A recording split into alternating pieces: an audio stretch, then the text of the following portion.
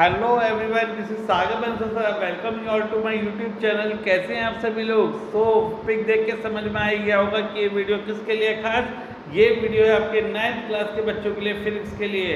Right, science पढ़ेंगे आज इस वीडियो के साथ। तो कौन सा चैप्टर पढ़ने वाले हैं इस वीडियो के साथ? हम पढ़ने वाले हैं, देखिए कौन सा chapter, force and laws of motion, यानी कि फिजिक्स का सेकंड चैप्टर हम लोग स्टार्ट करेंगे इस वीडियो के साथ। तो जल्दी से सारे 9th के बच्चे जुड़ जाइए मेरे साथ। और अगर आप जानते हैं 9th के बच्चों को और वो मेरे चैनल के साथ सब्सक्राइब नहीं है तो उनसे मेरा चैनल सब्सक्राइब कराइए, 5 जनों के साथ शेयर कर दीजिए, फैला दीजिए सागर बंसल का चैनल हर जगह। और देखिए मेरी सबसे इजी टेक्निक, सबसे इजी तरीका, सबसे इजी पैटर्न सिर्फ आप सभी बच्चों के लिए सब जगह फैला दीजिए। राइट, 9, 10, 11 एंड 12 इस चैनल को हर जगह फैला दीजिए for math, science and reasoning. और बड़े लोगों के लिए motivational videos and realistic videos. सभी बच्चों को मोटिवेट कर देंगे, सभी बहुत अच्छे अच्छे नंबर लेके आएंगे, आई गारंटी। ठीक है, तो जल्दी से वीडियो आप लोगों के लिए स्टार्ट करते हैं, जुड़ जाइए मेरे साथ। देखिए chapter force and laws of motion. ठीक है बच्चों, चलिए स्टार्ट करते हैं। देखिए बच्चों, आप सभी लोग जानते हैं कि बिना फोर्स के इस यूनिवर्स में कोई भी काम नहीं हो सकता। बिना फोर्स के इस यूनिवर्स में कोई काम नहीं हो सकता। ठीक है, तो इसकी बेसिक डेफिनेशन क्या होती है? The push and pull on a body is called force. अगर एक बॉडी को पुश करेंगे या पुल करेंगे, उसे खींचेंगे, दैट इज कॉल्ड फोर्स। और जिस डायरेक्शन में फोर्स लगा रहे हैं उसे बोलते हैं डायरेक्शन ऑफ फोर्स। चाहे हमें ट्विस्ट करना हो, चाहे हमें पुल करना हो, चाहे लिफ्ट करना हो, स्ट्रेच करना हो, ट्विस्ट करना हो, प्रेस करना हो, तो हर चीज़ में आपको बच्चों क्या लगानी पड़ेगी? फोर्स लगानी ही लगानी पड़ेगी। समझ गए आप लोग? Now effect of force. Force के क्या क्या इफेक्ट होते हैं? ठीक है, अब force can move a stationary body, यानी एक रुकी हुई बॉडी को आप मूव करा सकते हो। स्टॉप अ मूविंग बॉडी, एक चलती हुई बॉडी को आप रोक सकते हो। It can change the speed of moving body, एक बॉडी चल रही है उसकी स्पीड को कम ज़्यादा कर सकते हो। It can change the direction of moving body, अभी आपको कहीं ज़्यादा मुड़ना है, ऐसे मुड़ जाओगे, फोर्स लगानी पड़ेगी ना, या तो अपनी स्कूटी में, साइकिल में, जो भी आप चला रहे हो तो फोर्स लगेगी। अब force can change the shape of the body, अगर किसी बॉडी की शेप आपको चेंज करनी है तो उसके ऊपर भी क्या लगानी पड़ेगी? आपको फोर्स लगानी पड़ेगी। राइट, समझे? नाउ टाइप ऑफ फोर्स, अनगिनत टाइप की फोर्स होती हैं, और जो हमारे कोर्स में मेन फोर्स हैं वो बच्चों दो हैं। कौन कौन सी? Balanced and unbalance. कौन कौन सी? Balance and unbalance. अब बैलेंस से मतलब समझ में आ ही गया होगा, यानी कि सारी साइड से जो फोर्स लग रही हैं वो इक्वल फोर्स लग रही हैं, तो नेट रिजल्टेंट फोर्स कितना आएगा? 0। अब जब नेट रिजल्टेंट फोर्स आपका 0 आएगा बच्चों, तो बॉडी किस पे रहेगी? रेस्ट पे। किस पे रहेगी? रुकी हुई रहेगी। तो यानी यहाँ से बात क्या क्लियर हो गई कि under the condition of balance force आपकी बॉडी किस में रहती है? रेस्ट में। अनबैलेंस फोर्स का क्या मतलब है? अनबैलेंस फोर्स का बच्चों मतलब है कि एक साइड से फोर्स आपकी ज़्यादा लग रही होगी और एक साइड से फोर्स आपकी कम लग रही होगी, तो बॉडी आपकी मूव करना स्टार्ट कर देगी किस तरफ को? जिस तरफ फोर्स आपकी कम है। तो बॉडी किस तरफ मूव करेगी? जिस तरफ आपकी फोर्स कम है उस तरफ बॉडी आपकी मूव करना स्टार्ट कर देगी। समझ गए थे बच्चे? अभी आपने देखा, आप कहाँ गए? प्लेटफॉर्म पे गए ट्रेन वाले, ठीक है, वहाँ पे आपने देखा किसी ने जो सूटकेस है वो अपने हाथ में उठा रखा था। ठीक, एकदम सूटकेस छोड़ा तो सूटकेस आपका नीचे जाकर जमीन पर लग गया। क्यों लग गया? क्योंकि पहले आपने क्या कर रखा था बच्चों? जो ग्रेविटेशनल फोर्स के अपोजिट फोर्स थी वो लगा रखी थी, तो जिस वजह से सूटकेस आपका बैलेंस रेस्ट पे था। जैसे ही आपने छोड़ा, अनबैलेंस फोर्स हुई और आपका डपाट से नीचे गिर गया। क्या? Suitcase. Next is in the tug of war event if one of, अभी आपने क्या देखा? टग ऑफ वॉर होता है, रस्सा खींची, ठीक है, तो सडनली क्या हुआ? सडनली रिलीज कर दिया। क्या रिलीज कर दिया? रोप जो है, एक साइड से जो रोप है वो रिलीज कर दिया, छोड़ दिया, तो अनबैलेंस हुई, बैलेंस फोर्स हुई। अनबैलेंस फोर्स हुई तो सारे लोग जाके धपाक से गिरेंगे। किस तरफ गिरे? जिस तरफ फोर्स आपकी कम होगी। ठीक है, और अगर बेटा कभी भी एयर की फोर्स नहीं रहेगी और फ्रिक्शनल फोर्स नहीं रहेगी तो आपकी जो बाईसाइकिल है या स्कूटी है वो लास्ट लॉन्ग तक चलते रहेगी, आपके ब्रेक भी अप्लाई नहीं होंगे। अभी आपने देखा आप साइकिल चला रहे हो, आपने कुछ टाइम तक पैडल मारे और कुछ टाइम तक पैडल मारने के बाद रुक गए, राइट, रुक गए, तो आपकी साइकिल कुछ देर तो चलेगी फिर रुक जाएगी। क्यों रुक जाएगी? तो कोई ना कोई फोर्स तो लग रही है, that is the opposite air friction force, right. एक तो एयर की फोर्स और साथ में फ्रिक्शन फोर्स लग रही है जो टायर और अर्थ के बीच में लगती है, इस वजह से हमारी स्कूटी या साइकिल रुक जाती है। उसके बाद एक टॉपिक पढ़ते हैं बहुत जरूरी जो पेपर में आता है, Newton's law of motion. Newton ने साइंटिस्ट ने अपने 3 लॉ दिए थे, वो हमें पढ़ने हैं इस चैप्टर में। पहला law, if a body is at rest will remain at rest, if a body in motion will remain in motion until and unless an external force is applied on the body to change the state of rest or of uniform motion, right. Newton का first law क्या कहता है बेटा जी, अगर एक body रुकी हुई है तो वो रुकी रहेगी, अगर एक बॉडी चल रही है तो वो चलती रहेगी। कब तक? जब तक हम बाहर से कोई फोर्स नहीं लगाते, या तो उसे रोकने के लिए या उसे चलाने के लिए, समझ रहे हो। तो न्यूटन का फर्स्ट लॉ होता है डेली लाइफ एग्जाम्पल के बेसिस पे, अगर एक गाड़ी है तो खड़ी रहेगी, खड़ी है तो खड़ी रहेगी, चल रही है तो चलती रहेगी, जब तक हम उसे चलाएंगे नहीं या हम उसे रोकेंगे नहीं। क्या लगा के? फोर्स लगा के। नाउ इसके बाद बच्चों टॉपिक आता है इनर्शिया। क्या टॉपिक आता है? इनर्शिया। इनर्शिया क्या चीज़ होती है बच्चों? इनर्शिया होती है एक ऐसी प्रॉपर्टी बॉडी की जो ये कहती है कि बॉडी अगर रेस्ट में तो रेस्ट में रहेगी, मोशन में है तो मोशन में रहेगी कुछ टाइम तक, ठीक है। पूरी तरीके से बॉडी एकदम से रेस्ट से मोशन में नहीं आती और मोशन से रेस्ट में नहीं आती, ठीक है। आपको एक्सटर्नल फोर्स उस पर ज़्यादा लगानी पड़ेगी उसे रेस्ट से मोशन में लाने के लिए और मोशन से रेस्ट में ले जाने के लिए, ठीक है। इनर्शिया डिपेंड करता है आपका मास ऑफ द बॉडी पे। किस पे डिपेंड करता है? मास ऑफ द बॉडी पे। जितना ज़्यादा आपका बॉडी का मास होगा उतना ही ज़्यादा क्या लगेगी, उसके ऊपर फोर्स लगेगी उसे मूव कराने के लिए या उसे रोकने के लिए, और उतना ही ज़्यादा उसका इनर्शिया होगा। जैसे कि आप जानते हो कि हैवियर ऑब्जेक्ट का जो इनर्शिया होगा वो ज़्यादा होगा लाइटर ऑब्जेक्ट से, इसी वजह से जो क्रिकेट बॉल है उसका इनर्शिया ज़्यादा होगा टेनिस बॉल से, ठीक। अब मैं एक्सप्लेन करूँगा आपको वो डेली लाइफ के एग्जाम्पल।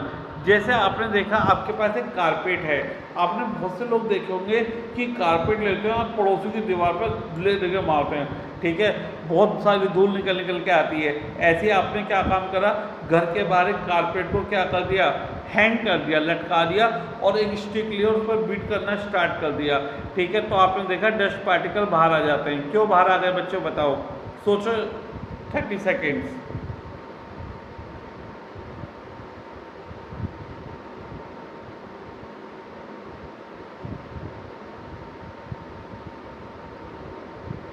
चलो सबने सोच लिया, मुझे पता है आंसर भी है, सब लोग दे देंगे, ठीक है। डस्ट पार्टिकल बाहर क्यों आ गए आपके? डस्ट पार्टिकल इसलिए बाहर आ गए क्योंकि कारपेट तो आपका मोशन में आ गया और डस्ट पार्टिकल अभी भी रेस्ट पे थे, तो वो एयर के साथ मिलेंगे और एयर उसे उड़ा के ले जाएगी, ठीक है। तो इनर्शिया ऑफ रेस्ट की वजह से डस्ट पार्टिकल अब भी रेस्ट में थे, कारपेट मोशन में आ गया और एयर पार्टिकल्स ने उन्हें उड़ा दिया।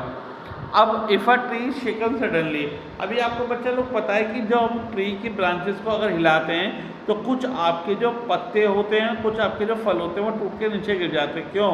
क्योंकि इनर्शिया ऑफ रेस्ट की वजह से जो पत्ते हैं और जो फल है वो अभी रेस्ट पे हैं। बाकी ट्री किसकी ब्रांचेस की जो ट्री हैं यानी ट्री की जो ब्रांचेज हैं वो किस में आ गई बच्चों, मोशन में आ गई, ठीक है। तो हुआ क्या, रेस्ट की वजह से वो रेस्ट में रहे, ट्री आपका मोशन में आ गया, तो इस वजह से उनके बीच में जो होल्डिंग फोर्स थी वो खत्म हो गई और धपाक से क्या हुआ, सारे फ्रूट और जो आपके लीव्स थे वो नीचे जाके गिर गए।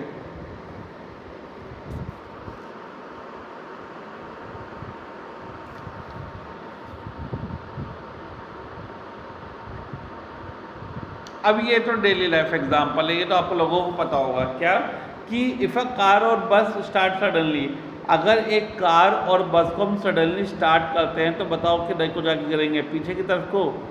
अगर मैं कहूँ पैर आगे जाएंगे बॉडी पीछे जाएगी तो क्या सही कहूँगा मैं? हाँ बिल्कुल सही कहूँगा, ठीक है। अगर एक कार और बस हम सडनली स्टार्ट करते हैं तो हम लोग पीछे बैकवर्ड जर्क लेते हैं। क्यों? क्योंकि क्या था, अभी हम रेस्ट पे थे, बस भी आपकी रेस्ट पे थी, बस सडनली आपकी मूव करी तो पैर भी आपके मूव करे, पर upper body inertia of rest की वजह से अब भी रेस्ट में थी तो पैर आगे चल दिए, बॉडी पीछे रह गई और दपाक से हम किस तरफ को गिरे, पीछे की तरफ को। अब उल्टा ले लो, अभी आपकी बस चल रही है बहुत तेजी से, ड्राइवर साहब ने क्या काम करा, एकदम से ब्रेक मार दिए।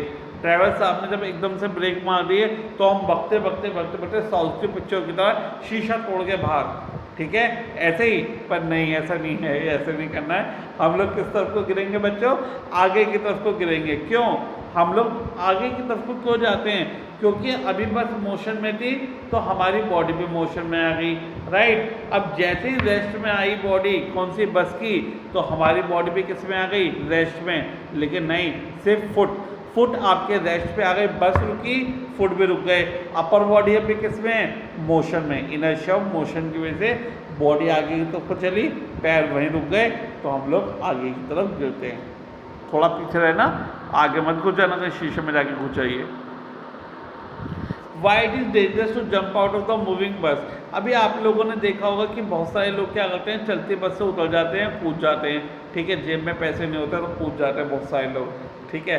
तो होता क्या है कि चलती बस से कभी नहीं कूदना चाहिए। क्यों नहीं कूदना चाहिए या उतरना चाहिए, क्योंकि आपको पता है कि बस मोशन में तो आप भी मोशन में। जैसे ही आप क्या हुआ, अर्थ पे उतरे, तुरंत आपके फुट रेस्ट पे आ जाएंगे, लेकिन अपर बॉडी अभी किस में, मोशन में, तो आप गिरेंगे ही गिरेंगे, ठीक है। अभी मैंने आपको पीछे बताया था। तो इसलिए अगर आपको एफर्ट करना भी है, अगर आपको कूदना भी है ज़बरदस्ती, तो थोड़ा आगे कूदिए, ताकि बॉडी आपका जो फ्रिक्शन है वो क्या कर ले, मैनेज कर ले और आपको हर्ट होने से बच जाए। तो मेरी मानिए तो बस रुकने पर ही उतरना।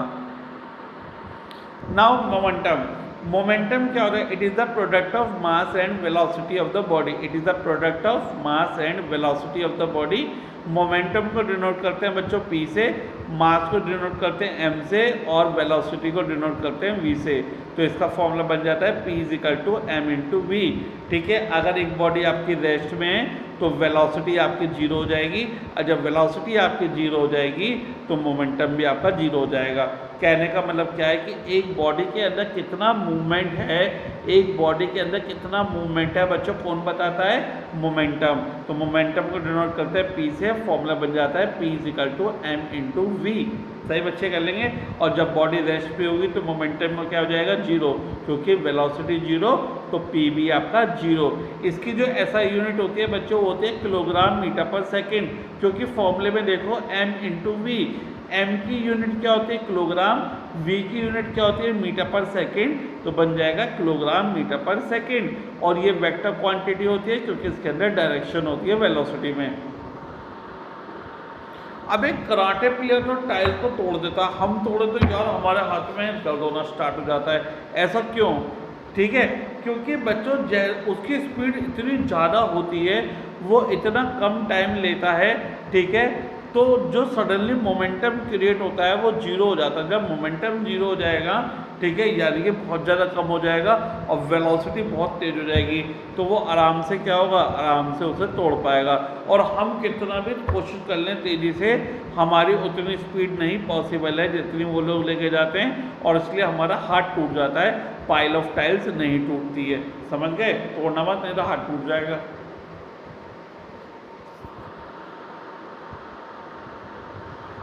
नेक्स्ट बच्चों, Newton second law of motion. Newton second law of motion क्या कहता है, that is the rate of change of linear momentum is directly proportional to the applied force. बच्चों क्या होता है, आप लोगों को पता है कि जो मोमेंटम चेंज हो रहा है बॉडी में, वो फोर्स अप्लाई करने की वजह से होता है। किसकी वजह से बच्चों, फोर्स अप्लाई करने की वजह से बॉडी में मोमेंटम चेंज होता है, यानी कि मूवमेंट चेंज होता है टाइम के साथ। अब टाइम कम तो यानी कि फोर्स ज़्यादा लग रही है बॉडी पे, टाइम ज़्यादा लग रहा है तो यानी फोर्स कम लग रही है। तो F डायरेक्टली प्रोपोर्शनल होता है change in momentum upon time. Change in momentum कैसे निकालते हैं बच्चों, final momentum minus initial momentum divide by time. Momentum का formula mass into velocity. Final momentum तो mass into final velocity v minus mass into initial velocity u divide by time. तो F directly proportional हो जाएगा m into v minus u upon t. अब first chapter में हम लोग पढ़ेंगे अभी आगे कि v minus u upon T होता है बच्चों एक्सेलरेशन, तो यहाँ से F डायरेक्टली प्रोपोर्शनल आ जाएगा m इंटू ए और k m into a constant. ठीक है बच्चे लोग, तो यहाँ पे के की वैल्यू होती है 1, तो फोर्स का फॉर्मूला बन जाता है आपका m इंटू ए। जहाँ पे आपकी फोर्स की ऐसा यूनिट क्या होती है, न्यूटन, क्योंकि ये कॉन्सेप्ट आपका न्यूटन साइंटिस्ट ने दिया है, तो फोर्स की यूनिट क्या बन जाएगी आपकी, न्यूटन। तो फॉर्मूला क्या होता है न्यूटन सेकंड लॉ का, F equal to m into a. कभी कभी आ जाता है पेपर में, write the formula of second law. तो क्या होता है, force equal to mass into acceleration, और उसकी ऐसा यूनिट होती है फोर्स की, न्यूटन। अब बच्चों अगर मुझे डिफाइन करना है 1 न्यूटन, यानी फोर्स की वैल्यू 1 न्यूटन कब आएगी, जब मास आपका 1 किलोग्राम होगा और एक्सेलरेशन आपकी 1 मीटर पर सेकंड स्क्वायर होगी, तो फोर्स जनरेट होगी आपकी 1 न्यूटन। ठीक है, application of Newton second law of motion. चलिए बच्चों, इस वाले पार्ट में हम लोग यहीं तक कवर करेंगे। ये जो एप्लीकेशन है सेकंड लॉ ऑफ मोशन की, ये हम लोग सेकंड पार्ट में पढ़ेंगे अपने force and laws of motion के चैप्टर में। होप आप सभी लोगों को ये पार्ट मेरा समझ में आ गया है। अगर हाँ तो वीडियो लाइक जरूर करनी है, चैनल सब्सक्राइब जरूर करना है, 5 जनों को शेयर जरूर करना है, क्योंकि मेरे कॉन्सेप्ट सबसे ईजी, सबसे बेटर और हर बच्चे के लिए available. Good luck, all the best, have jigyasa, and all the best from Sagar Bansal sir. Keep on moving, keep on growing. Good luck बच्चों।